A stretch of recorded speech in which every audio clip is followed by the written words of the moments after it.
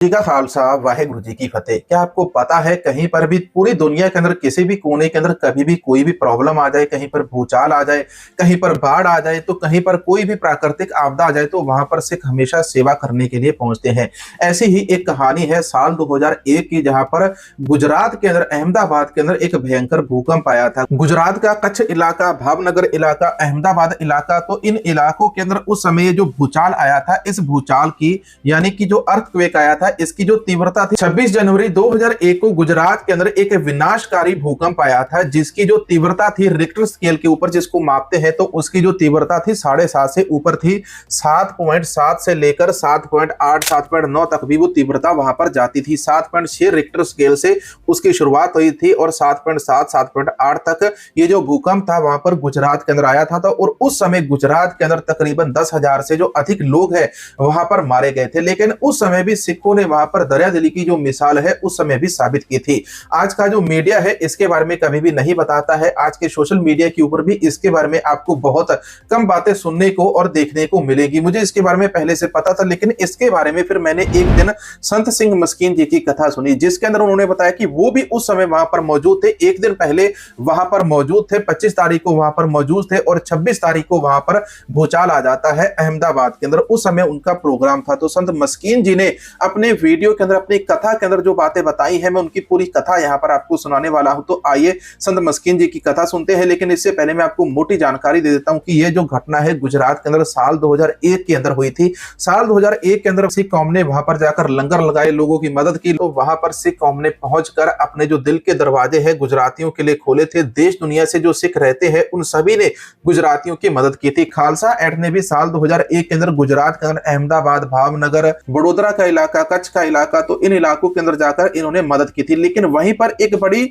अचंभित घटना हुई थी, जहां पर आरएसएस का नाम आप लोगों ने आज तक सुना होगा। तो जो आरएसएस वाले हैं ये गुजरात के अंदर उस समय लोगों की मदद करने के लिए गए थे और लोगों को जहां पर मकान गिर गए थे तो वहां पर गिरे हुए मकानों से लोगों का सामान निकाल रहे थे, लोगों की मदद कर रहे थे। इस प्रकार से आरएसएस वालों ने भी भाई उस समय लोगों की मदद की थी। इसके बारे में क्या आपने सोचा था, कभी सुना था? हमने तो भाई आज तक आरएसएस वालों को गुरुद्वारों के अंदर टांग अड़ाते हुए ही देखा है। आरएसएस वालों को श्रोमणी गुरुद्वारा प्रबंधक कमेटी के अंदर टांग अड़ाते देखा है। आरएसएस वालों को सिख धर्म का इतिहास बिगाड़ते देखा है। आरएसएस वालों को हमने इंडियन आर्मी का भगवाकरण करते हुए देखा है। आरएसएस वालों को हमने देश की सरकार चलाते हुए देखा है। आरएसएस वालों को देश के अंदर मुसलमानों के खिलाफ नफरत कैसे भरनी है, हिंदुओं के बीच में, ये हमने देखा है कि आरएसएस वालों ने इस देश के पढ़े लिखे लोगों को अंधविश्वास में फंसाया है। आरएसएस वालों ने लोगों को गाय का मूत्र पीने के ऊपर मजबूर किया है। चावल के अंदर गोबर मिक्स करके खाने को इन्होंने ये काम तो किया है। लेकिन हमने आज तक इस बात के बारे में कभी भी नहीं सोचा था कि जो आरएसएस वाले हैं इन्होंने जाकर लोगों की मदद भी की। आरएसएस वालों ने पास्ट के अंदर यानी कि भूतकाल के अंदर कभी अच्छा काम किया होगा, इनका भी अच्छे काम के अंदर कहीं चलो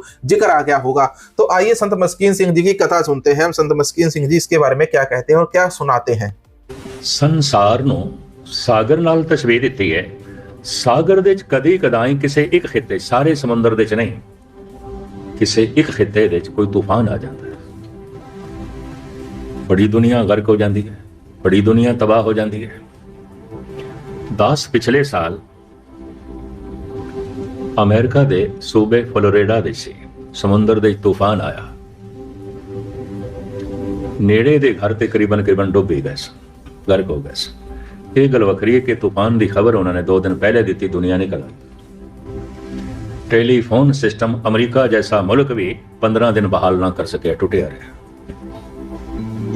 ये भी महज करते हैं।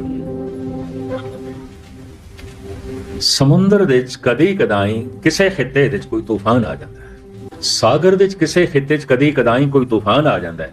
संसार दे भी कदी कदाई किसी खिते बहुत वड्डी तबाही का जन्म हो जाता है, किधरे भूचाल आ जाते हैं। पिछले साल की तो गल है। 10 दे नाल 10 रागी जथे सन सिंह साहब, अकाल तख्त के जथेदार साहब भी सन, हैड ग्रंथी भी सन। दिल्ली गुरुद्वारा सीसगंज साहब बंगला साहब के हैड ग्रंथी भी सन ते 10 रागी जथे भी सन। असी गुजरात के टूर पर निकले सी, पहले भावनगर, फिर जामनगर, फिर गांधी धाम पहुंचे। गांधी धाम तो रस्ते छोटे छोटे कस्बियां दे होंदे हुए असी अहमदाबाद पहुंचे। अहमदाबाद तो ਸਾਰੇ ਰਾਗੀ ਜਥੇ ਪ੍ਰਚਾਰਕ ਜੈਪੁਰ ਲਈ ਰਵਾਨਾ ਹੋਏ। 26 27 28 ਜਨਵਰੀ ਦਾ ਪ੍ਰੋਗਰਾਮ ਜੈਪੁਰ ਦੇ ਸੀ। ਦਾਸ ਨੇ 25 ਰਾਤ ਦੀ ਤੇ 26 ਸਵੇਰੇ ਦੀ ਹਾਜ਼ਰੀ ਭਰ ਕੇ ਬੰਬਈ ਤੋਂ ਸਿੱਧਾ ਜੈਪੁਰ ਪਹੁੰਚਣਾ ਸੀ। ਮੈਂ ਬੰਬਈ ਚਲਾ ਗਿਆ। 25 ਨੂੰ ਅਸੀਂ ਨਿਕਲਿਆ, 26 ਨੂੰ ਪਹੁੰਚਾ ਲਾਇਆ। ਅਹਿਮਦਾਬਾਦ ਦੇ ਗੁਰਦੁਆਰੇ ਨੇ ਨਾਲ ਬਹੁਤ ਸਾਰੀਆਂ ਹਾਊਸਿੰਗ ਬੋਰਡ ਦੀਆਂ ਕਲੋਨੀਆਂ ਨੇ ਗੁਰਦੁਆਰੇ ਦੇ ਨਾਲ। ਉਹਦੇ 'ਚ 3 ਫਲੈਟ ਖਰੀਦੇ ਹੋਏ ਨੇ ਆਏ ਗਏ ਵਾਸਤੇ। ਇਤਨੀ ਗੱਲ ਤੇ ਸਪਸ਼ਟ ਹੈ ਕਿ ਭਾਰਤ ਦੇ ਕਰੀਬਨ तमाम ਵੱਡੇ ਸ਼ਹਿਰਾਂ ਛੋਟੇ ਸ਼ਹਿਰਾਂ 'ਚ ਆਏ ਗਏ ਲਈ ਪੂਰਾ ਇੰਤਜ਼ਾਮ ਹੈ ਗੁਰਦੁਆਰਿਆਂ 'ਚ। 4 5 6 7 ਕਮਰੇ ਬਹੁਤ ਸੁੰਦਰ ਬਣਾਏ ਹੁੰਦੇ ਨੇ। ਤੇ ਜੇ ਕਿਧਰੇ ਉਹ ਹਜ਼ੂਰ ਸਾਹਿਬ ਜਾਂ ਪਟਨਾ ਸਾਹਿਬ ਦੇ ਰਸਤੇ ਸ਼ਹਿਰ ਪੈਂਦੇ ਨੇ ਤੇ ਉੱਥੇ 30 40 ਕਮਰੇ ਬਣਾਏ ਨੇ, ਕਿਉਂਕਿ ਬੱਸਾਂ ਬਹੁਤ ਲੰਘਦੀਆਂ ਨੇ, ਯਾਤਰੀ ਬਹੁਤ ਲੰਘਦੇ ਨੇ। ਰਿਹਾਇਸ਼ ਦਾ ਮਸਲਾ ਮੈਂ ਅਮਰੀਕਾ, ਕੈਨੇਡਾ, ਇੰਗਲੈਂਡ ਔਰ ਯੂਰਪ ਵਿੱਚ ਕੁਝ ਨਹੀਂ ਦੇਖਿਆ। ਲੋਕਾਂ ਦੀ ਇਸ ਪਾਸੇ ਕਦੀ ਰੁਚੀ ਨਹੀਂ ਗਈ, ਲੇਕਿਨ ਭਾਰਤ ਦੇ 'ਚ ਇਹ ਸੋਚ ਨਹੀਂ ਹੈ। ਅਹਿਮਦਾਬਾਦ ਵਿੱਚ 3 ਵੱਡੇ ਫਲੈਟ ਖਰੀਦੇ ਗਏ ਨੇ, ਉੱਥੇ ਆਏ ਗਏ ਠਹਿਰਦੇ ਨੇ। ਤੇ ਮੇਰੀ ਆਦਤ ਗੁਰਦੁਆਰੇ ਠਹਿਰਨ ਦੀ, ਮੈਂ ਵੀ ਠਹਿਰਿਆ ਸੀ ਉੱਥੇ। ਬਾਕੀ ਜਥੇ ਵੀ ਠਹਿਰੇ ਹੋਏ ਸਨ। ਤਾਲਬਨ 11 12 ਕਮਰੇ ਸਨ, ਉਸੇ ਸਾਰੇ ਸੈਟ ਸਨ। 25 ਨੂੰ ਅਸੀਂ ਨਿਕਲੇ, 26 ਨੂੰ ਬਿਲਡਿੰਗ ਸਾਰੀ ਗਿਰ ਗਈ। 8 ਮੰਜ਼ਲਾ ਬਿਲਡਿੰਗ ਸੀ, ਗਿਰ ਗਈ। ਅਹਿਮਦਾਬਾਦ ਦੀਆਂ ਖੂਬਸੂਰਤ ਬਿਲਡਿੰਗਾਂ, ਬਹੁਤ ਉੱਚੀਆਂ ਬਿਲਡਿੰਗਾਂ ਗਿਰ ਗਈਆਂ। ਗਾਂਧੀ ਧਾਮ ਕਰੀਬਨ ਸਾਰਾ ਸ਼ਹਿਰ ਗਰਕ ਆ ਹੋਇਆ, ਸਿਰਫ ਗੁਰਦੁਆਰਾ ਬਚਿਆ ਰਿਹਾ। ਉਹਨਾਂ ਦਿਨਾਂ 'ਚ ਗੁਰਦੁਆਰੇ 'ਚ ਹੀ ਲੰਗਰ ਚੱਲਦਾ ਰਿਹਾ, ਦੁਖੀ ਲੋਕਾਂ ਲਈ, ਪੀੜਤ ਲੋਕਾਂ ਲਈ। ਔਰ ਲੰਗਰ ਚਲਾਉਣ ਦਾ ਸਾਰਾ ਜ਼ਿੰਮਾ ਗੁਰਦੁਆਰਾ ਸੀਸਗੰਜ ਦੀ ਕਮੇਟੀ ਨੇ ਲਿਆ, ਸ਼੍ਰੋਮਣੀ ਕਮੇਟੀ ਨੇ। ਸੇਵਾਦਾਰ ਵੀ ਗਏ, ਟਰੱਕਾਂ ਦੇ ਰਾਹੀਂ ਰਾਸ਼ਨ ਪਾਣੀ ਵੀ ਗਿਆ। ਔਰ ਗੁਜਰਾਤੀਆਂ ਨੂੰ ਮੰਨਣਾ ਪਿਆ, ਜੇ ਲੰਗਰ ਨਾ ਚਲਾਉਂਦੇ, ਇੱਕ ਤੇ ਪਹੁੰਚਾਲਦੇ ਅਸੀਂ ਮਰੇ ਹੋਏ, ਉਂਝ ਭੁੱਖੇ ਮਰ ਜਾਣਾ ਸੀ। ਉਹਨਾਂ ਨੂੰ ਕਬੂਲਣਾ ਪਿਆ, ਮੰਨਣਾ ਪਿਆ। ਦਿਨ ਰਾਤ ਲੰਗਰ ਬਣਾਉਣ ਦੇ 'ਚੋਂ ਲੱਗੇ ਰਹੇ, ਪਰ ਮੁਸੀਬਤ ਸਦਾ ਲੋਕਾਂ ਨੂੰ ਲੰਗਰ ਛਕਾਉਂਦੇ ਰਹੇ। ਇਸ ਤਰ੍ਹਾਂ ਅਹਿਮਦਾਬਾਦ ਦਾ ਗੁਰਦੁਆਰਾ ਬਚ ਗਿਆ। ਆਲੇ ਦੁਆਲੇ ਦੀਆਂ ਬਿਲਡਿੰਗਾਂ ਗਿਰ ਗਈਆਂ, ਗੁਰਦੁਆਰਾ ਖੜਾ ਹੈ। ਗੁਰਦੁਆਰਾ 5 ਮੰਜ਼ਿਲਾ ਖੜਾ ਹੈ, ਦਰਾੜ ਵੀ ਨਹੀਂ ਆਈ, ਕੁਝ ਵੀ ਨਹੀਂ ਹੋਇਆ। ਉਸੇ 'ਚ ਅਸੀਂ ਜੋ ਹੈ ਪ੍ਰੋਗਰਾਮ ਕਰਦੇ ਰਹੇ। ਭੂਚਾਲ ਦਾ ਅਸਰ ਬੰਬਈ ਤੱਕ ਸੀ। ਦਾਸ 26 ਤਰੀਕ ਸਵੇਰੇ 8 ਤੋਂ 9 ਕਥਾ ਕਰ ਰਿਹਾ ਸੀ ਉਲਹਾਸਨਗਰ। ਇਤਨਾ ਹੀ ਵੱਡਾ ਹਾਲ ਹੈ, ਖਚਾ ਘਰ ਭਰਿਆ ਹੋਇਆ ਸੀ। ਸਿੰਧੀ ਵੀਰ, ਸਹੀਦਾਰੀ ਵੀਰਾਂ ਦਾ ਗੁਰਦੁਆਰਾ ਹੈ। ਸੰਤ ਬਾਬਾ ਥਾਰਿਆ ਸਿੰਘ ਜੀ ਦੀ ਬਰਸੀ ਮਨਾ ਰਹੇ ਸਨ। ਤੇ ਸਟੇਜ ਤੇ ਬੈਠੇ ਹੋਇਆ ਮੈਂ ਦੇਖ ਕੇ ਦੰਗ ਰਹਿ ਗਿਆ। 2 ਵਾਜੇ ਪਏ ਸਨ, ਆਪਸ ਵਿੱਚ ਟਕਰਾਉਣ ਲੱਗ ਪਏ ਤੇ ਥੱਲੇ ਗਿਰ ਗਏ। ਸਟੇਜ ਤੋਂ ਵਾਜੇ ਆਪਣੇ ਆਪ ਥੱਲੇ ਗਿਰ ਗਏ। ਤੇ ਮੈਂ ਵੀ ਆਪਣਾ ਹਿਲਦਾ ਹੋਇਆ ਸਰੀਰ ਦੇਖ ਕੇ ਸੋਚਿਆ ਸ਼ਾਇਦ ਮੈਨੂੰ ਬਲੱਡ ਪ੍ਰੈਸ਼ਰ ਹੋ ਗਿਆ, ਕਿਉਂਕਿ ਸਭ ਕੁਝ ਚਕਰਾਂਦਾ ਹੋਇਆ ਦਿਖਾਈ ਦੇਵੇ। ਤੇ ਜਦ ਸਾਰੇ ਉੱਚੀ ਵਾਹਿਗੁਰੂ ਵਾਹਿਗੁਰੂ ਕਰਨ ਲੱਗ ਪਏ ਤੇ ਮੇਰੀ ਕਥਾ ਬੰਦ ਹੋ ਗਈ, ਤਾਂ ਪਤਾ ਚਲੇ ਤੇ ਭੂਚਾਲ ਆ ਗਏ। इतनी देर तक मैं भूचाल कभी नहीं देखा से। 1 सेकंड 2 सेकंड पर इतना लंबा।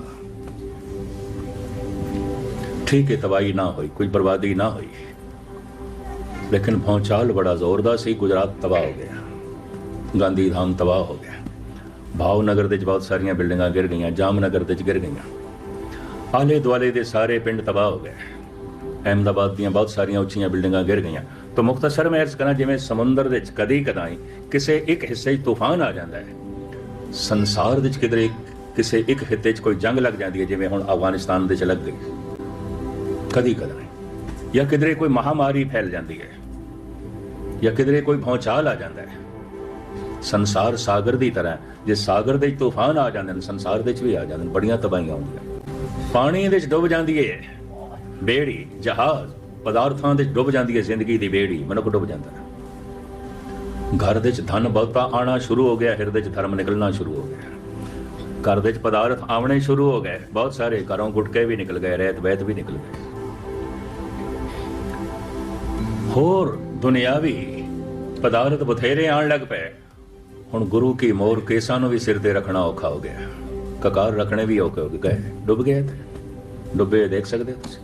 अमृत वेला डुब गया। गुरु नानक देव जी महाराज कहते हम दे खां तैं डुबे हले, मैं ते देखदा दुनिया डुबी। यहाँ पर संत सिंह मस्कीन की हमने ये पूरी कथा सुनी, इसके बारे में आपको कैसा लगा कमेंट सेक्शन के अंदर जरूर बताना। महाराष्ट्र की सरकार के द्वारा पिछले दिनों तख्त सचखंड श्री हजूर साहिब की धरती के ऊपर श्री गुरु तेग बहादुर साहिब जी का 350 साला शहीदी गुरपुर्ब वहां पर मनाया गया। तो शहीदी पर्व वहां पर जो मनाया गया, तो उसके लिए महाराष्ट्र की सरकार के द्वारा एक बहुत बड़ा प्रोग्राम यहाँ पर हजूर साहिब की धरती के ऊपर किया गया।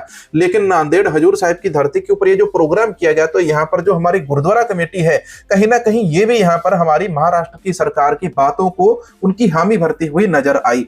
महाराष्ट्र की जो सरकार है वो तो गुरु तेग बहादुर जी को हिंद की चादर बोलती है, लेकिन हम गुरु तेग बहादुर साहिब जी को हिंद की चादर नहीं, हम तो उनको मानवता की चादर कहते हैं। वो समुची कायनात की चादर है। उन्होंने धर्म को अधर्म से बचाया था। अगर उस समय मुसलमान धर्म मुश्किल के अंदर होता और हिंदू धर्म मुसलमानों के ऊपर अत्याचार करता, तो श्री गुरु तेग बहादुर साहिब जी उस समय हिंदू धर्म से मुसलमान धर्म को भी बचाते। फिर क्या हम इसको मुस्लिम की चादर बोलते या इस्लाम की चादर बोलते श्री गुरु तेग बहादुर साहिब जी को? ये केवल आज इसको एक हिंदू धर्म के साथ जोड़कर पेश करते हैं। हमको ये बातें गलत लगती है। महाराष्ट्र की सरकार ने प्रोग्राम तो अच्छा करवाया है, लेकिन हमारी जो सिख संगत वहां पर इकट्ठी होती है, सोशल मीडिया के ऊपर तो बड़ी नारेबाजी करती है बंदी सिखों की रिहाई के लिए, लेकिन जब ऐसे लीडर स्टेज के ऊपर पहुंचे तो वहां पर स्टेज से इनसे सवाल जवाब क्यों नहीं पूछे जाते? भाई, हमारे जो लीडर हैं वो इनसे स्टेज के ऊपर बंदी सिखों की रिहाई के बारे में सवाल जवाब क्यों नहीं करते? बंदी सिखों को रिहा करना है। तो आज के वीडियो के अंदर इतना ही। मिलेंगे एक और नई वीडियो नई जानकारी के साथ। हमारे सारे चैनल मेंबरों का तहे दिल से धन्यवाद करते हैं जिन्होंने चैनल की मेंबरशिप ले रखी है। ये हमारे चैनल मेंबर्स के लिए एक स्पेशल वीडियो था। मिलेंगे एक और नई वीडियो नई जानकारी के साथ। वाहेगुरु जी का खालसा, वाहेगुरु जी की फतेह।